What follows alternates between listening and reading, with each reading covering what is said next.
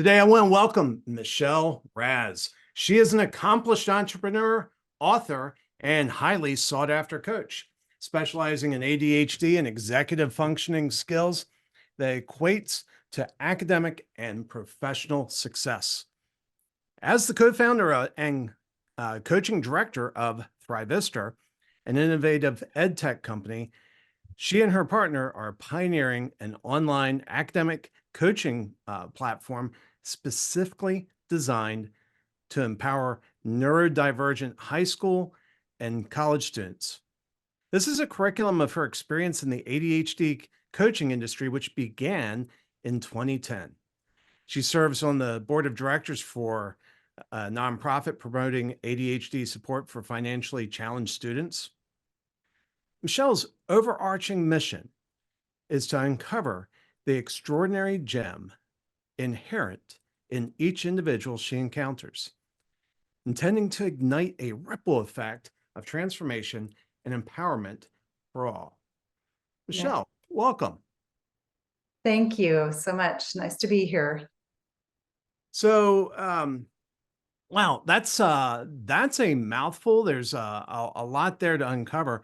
Let's kind of go back. I mean, where did you grow up? Where'd you grow up? What was childhood like? I grew up in Portland, Oregon, and from a family that is very deep rooted and in the city of Portland founding books of Swiss dairy farmers back in the day. Wow. And where are you now? Currently, I'm in Northern California, but I am a digital nomad, and so I will straddle between Colorado, NorCal, and Oregon. So you grew up in Portland, and before we got on, you told me a little bit about your dad. You said your dad worked on the Columbia River or something like that. Yeah, he was an interesting guy that was brilliant and came up with an idea to break into 100-year-old traditional tug and barge operation on the river, which is extremely hard to do. And he muscled his way in there. There was lots of articles in the paper about the crazy maverick that was doing this, and how he got there was an incredible story of self-made, taking a boat from the city of Portland fire boats that went out and put out fires and converted it into a tugboat, and then got barges and muscled his way in there with some contracts, and ended up getting some contracts and being able to beat out the old dudes on the river because his boat was the fastest, being an old fireboat. So he was able to carve a niche and get in where it was a really, really hard thing to do back then. So these barges are moving supplies up and down the river? Yes, he was hauling wheat from Idaho. So he was able, with this teeny tiny fast boat, go way up in Idaho, get the wheat, and then bring it down to Portland. And then his contracts were in Japan at the time. Oh, wow. Yeah. And why was that, why was that so closed off? I mean, that seems pretty simple. Buy a boat, tug a barge, make a living. Well, there were a few namesake companies that had been around for a very, very, very long time. And to be able to obtain the boat, the barges, the contracts, find the wheat that hadn't already been tied up with these companies, it's a feat. I'm not sure that anybody's done it since then. I'd love to know, actually. Huh. I guess I'm a little bit confused. What are the barriers? So a lot of the people listening are entrepreneurs, and their DNA is they see barriers, they knock barriers down. What were the unique barriers that he ran into? Well, I think, I was quite young when he started the company. As a matter of fact, I used to be dragged around to meetings with him when I was about 5 years old. I was negotiating contracts with Japan. And so you have to find the buyer, and then going with him on trips, looking for wheat farmers that didn't already have a contract.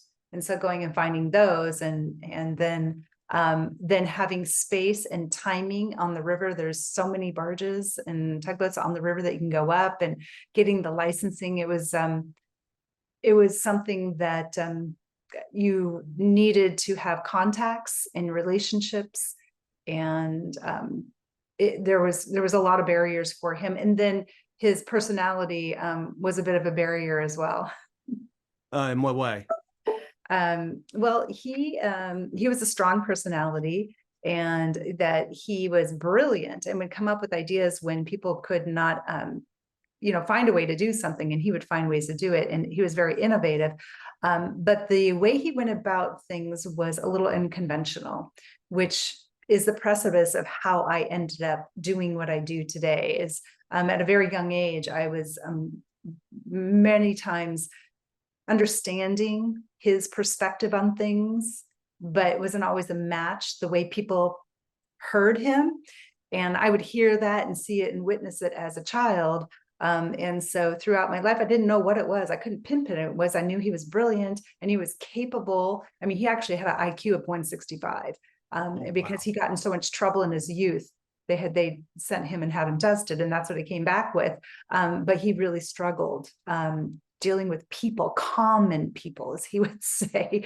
And he couldn't do small talk, and just a whole level of interactions that made it difficult to be around him. But yet people admired him and respected him, and he had brilliant ideas, but he just had a way of delivering them that was non-conventional.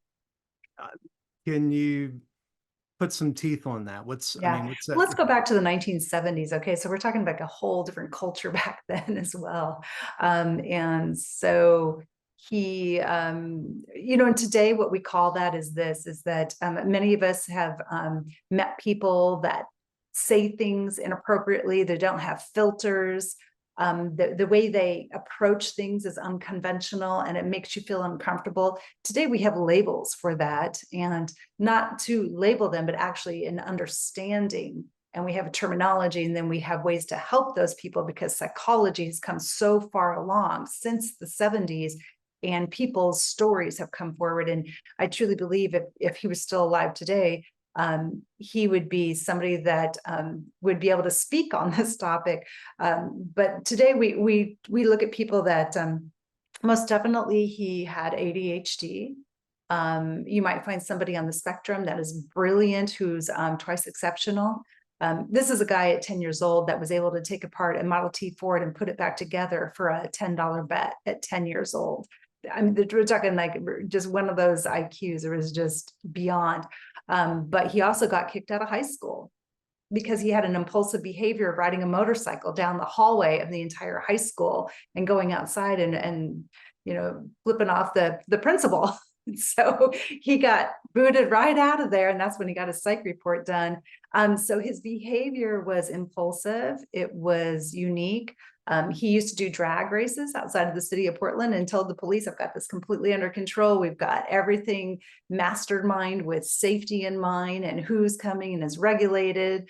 And this was his mentality, but he just didn't follow the rules. But it was perfectly orchestrated if he would have gotten the proper licensings in place. So he was unconventional, but like I said, in the paper in the 70s, they termed him the Maverick.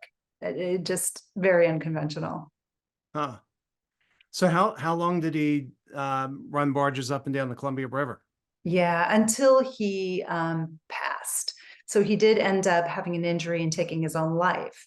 So that really impacted me. I mean, obviously growing up with somebody like that in my childhood did, but at a young age of 26 years old, to witness that and see all of his trials and tribulations and then successes, it was just a hard journey for him, left an impact on me where I had empathy for that person that is brilliant, capable, but they're misunderstood. And then maybe they have shame because of their weaknesses that they tried to hide. And for him, some of his weaknesses would come out in anger or, just pushing through and things without a proper following sequences. He was always taking shortcuts on things. And so after that, I was not at a age where I could run the company. And so we ended up selling it.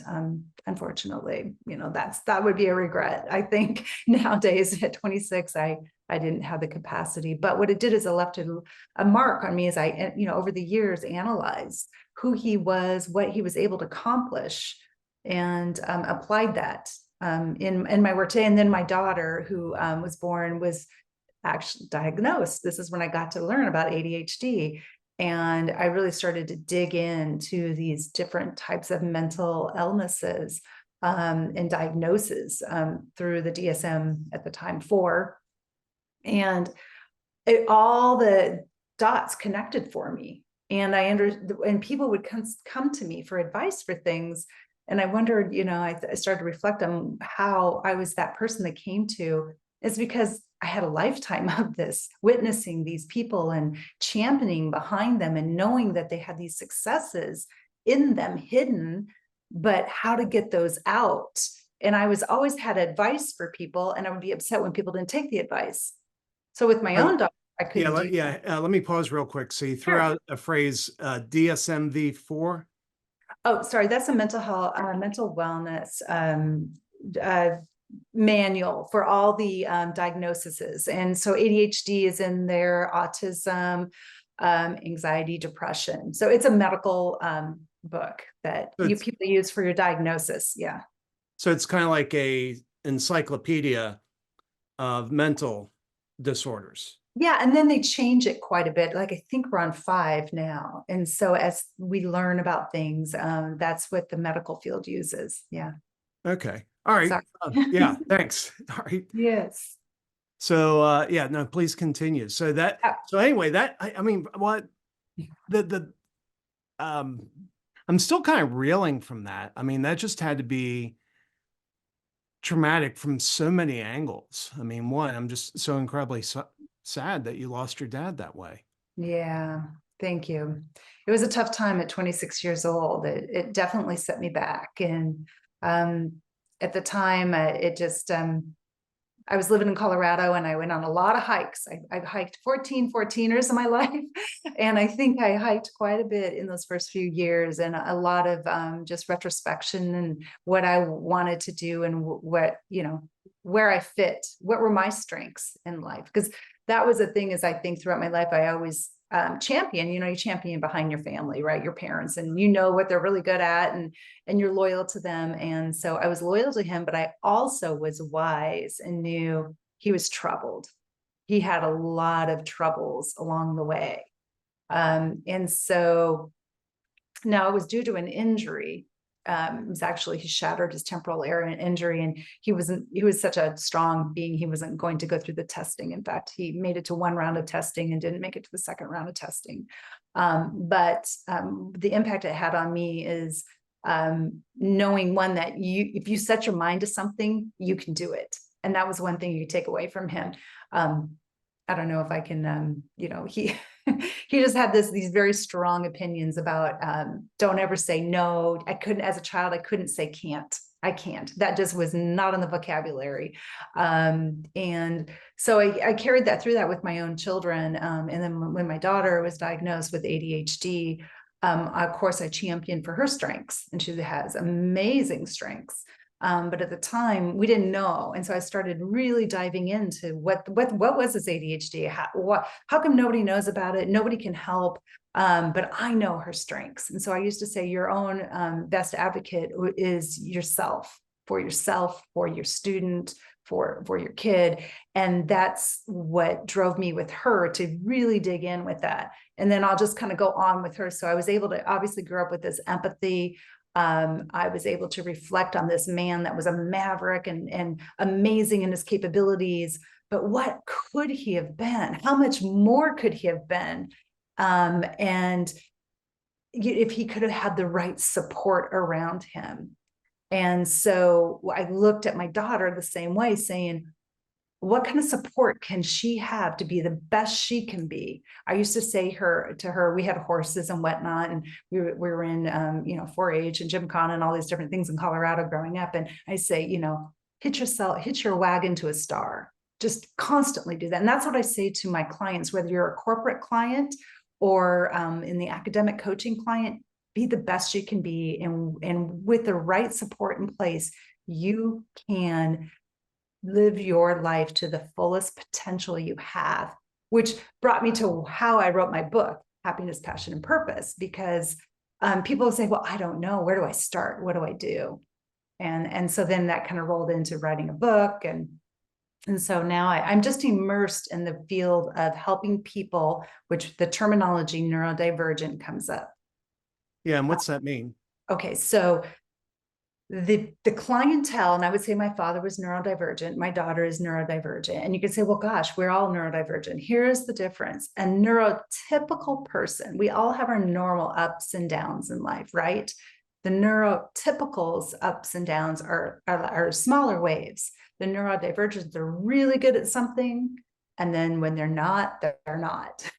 And so it impacts their ability to live their life to the fullest, to interact on a daily basis. And so through that, they either get rejected, they are misunderstood, if they're in a job, they can get fired, demoted, or overlooked for a promotion. If you are a C-suite person, which I work one-on-one with a lot of C-suite people, and they feel like they're faking it. And it's all they can do to show up, to put that mask on for their job. And then they go home and they're either working at home because their weaknesses is that, they were hiding those weaknesses at work and they have to do it at home. Or they come home and they're just exhausted, which feeds into their mental wellness. To either be putting a mask on at work or feeling that they are not good enough. They missed that deadline. They forgot that meeting. They're disorganized. They prioritized the wrong thing. They went down a rabbit hole. And we all have those tendencies from time to time when we have stressors in life or not feeling good. But the neurodivergent person that is truly, has an official diagnosis, it's more extreme. So one of the things that strikes me as I'm listening, we, in Leaders and Legacies, we're really focused on a lot of entrepreneurs, a lot of people who run their own business. And one of the traits I know is common amongst them is, and I don't know if they'd be classified as neurodivergent, but I know that a lot of business owners are disproportionately, let's just say they don't fit in the standard bucket. And I mean, I'll even give an example. Are you familiar with a company called 1-800-GOT-JUNK? Yes. Yeah. It's run by Brian Skidmore, and he's the son of attorneys. And as you can imagine, it was quite the disappointment to his attorney father when Brian dropped out of school. And he went off and bought a dumpy old pickup truck and started hauling junk. But it turns out that he's dyslexic and he didn't understand that. And he just couldn't thrive in the school environment. And now 1-800-GOT-JUNK, I'm not sure exactly where they are. If they haven't crossed the $1 billion mark, they're getting close to it. Oh, congratulations out there. Yay. Wow. But I would imagine there's a number of people listening that kind of resonate with what you're saying. Have you seen this common amongst entrepreneurs?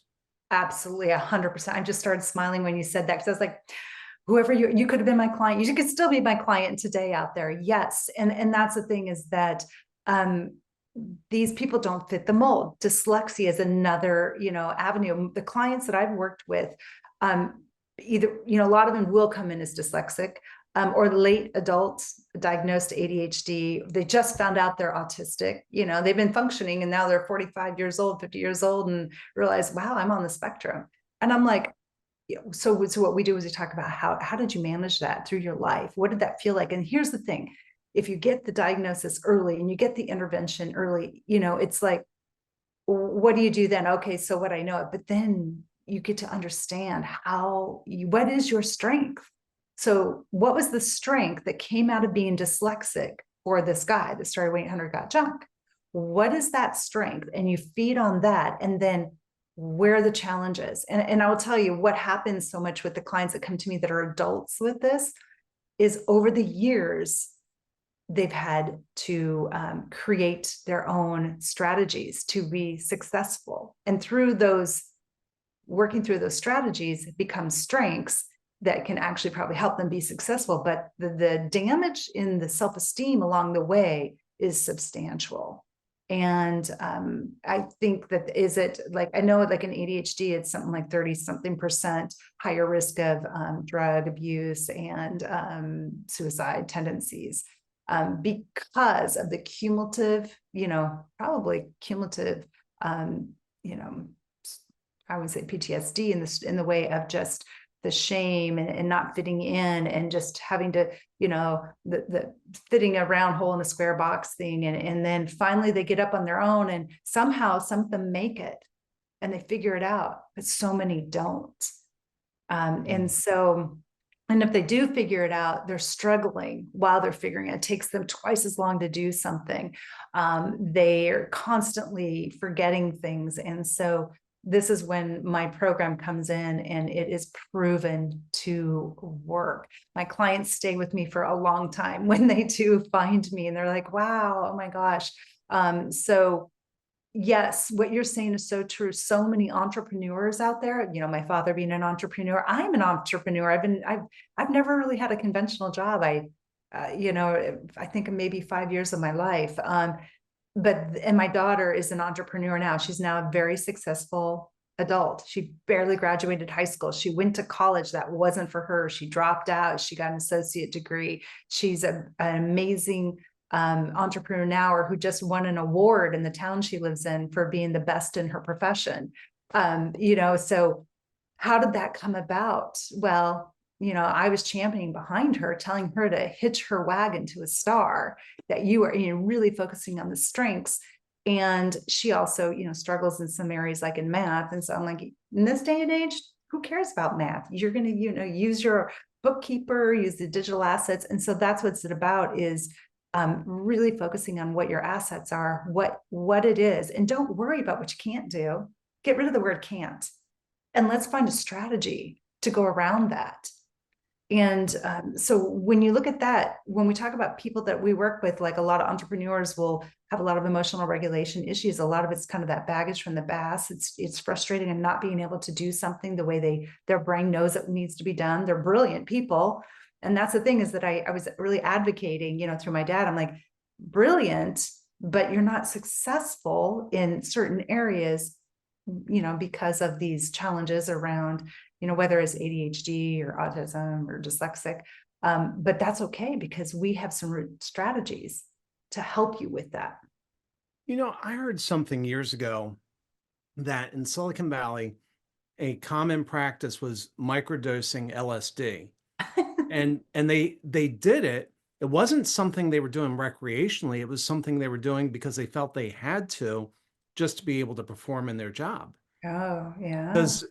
Was that, by any chance, does that resonate with things that you've seen as a way of trying to cope with skills? Because Silicon Valley, I think, I think there's a lot of ADD in that world. I think it naturally draws some of those traits. I'm just laughing at you because I'm actually going there tomorrow because they have a big pitch event, and I've been going there because, I have RAS coaching, which is my corporate coaching and whatnot. And then I have Thrivister, which I, help, I'm co-founder of that. And anyway, trying to look for investors. But anyway, so I've been going there looking for investors with that.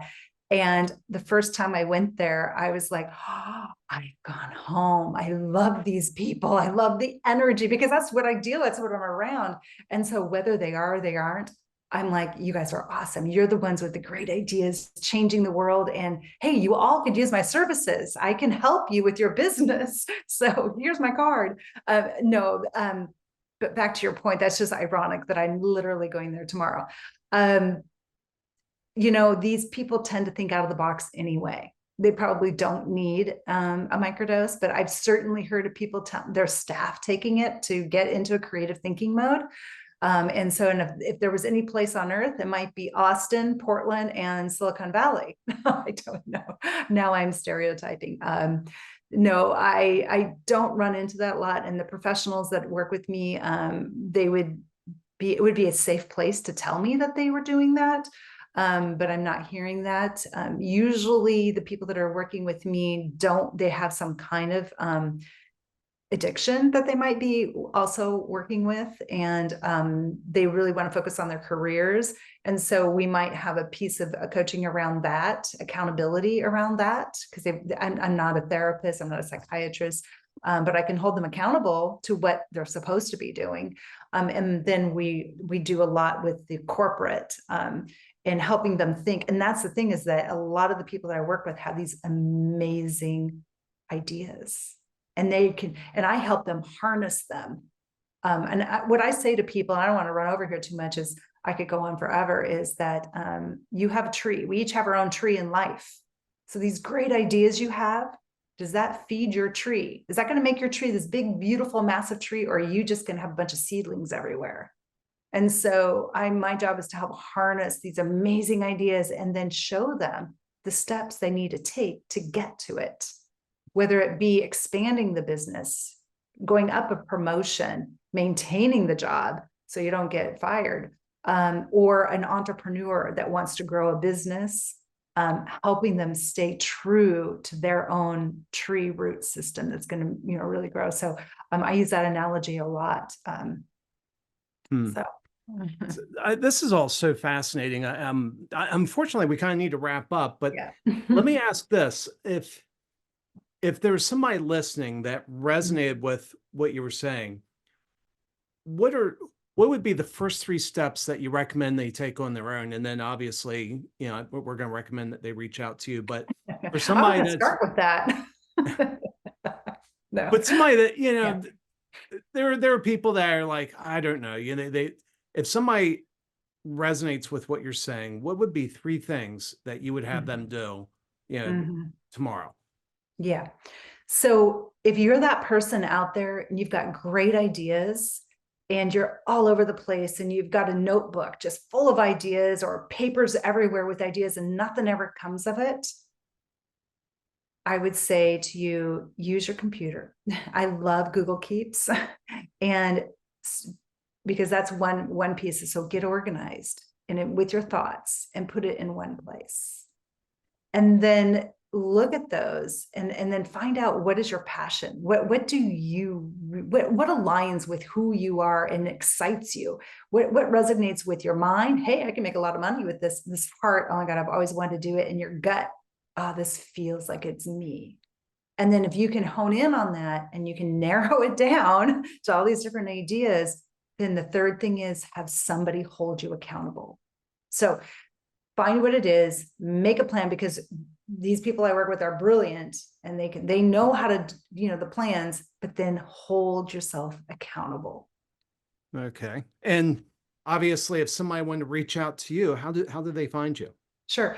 I'm on LinkedIn in a big way. I post a lot. So go look me up on LinkedIn. I think it's Coach Michelle Raz. But, or email me, michelle@razcoaching.com. All right. Well, Michelle, this has been absolutely amazing. And I think valuable. Again, our audience is entrepreneurs, and I'm sure there are people listening that this really resonates with. And I just want to thank you for being on Leaders and Legacies. Well, thank you so much. And always remember, don't say can't, you can.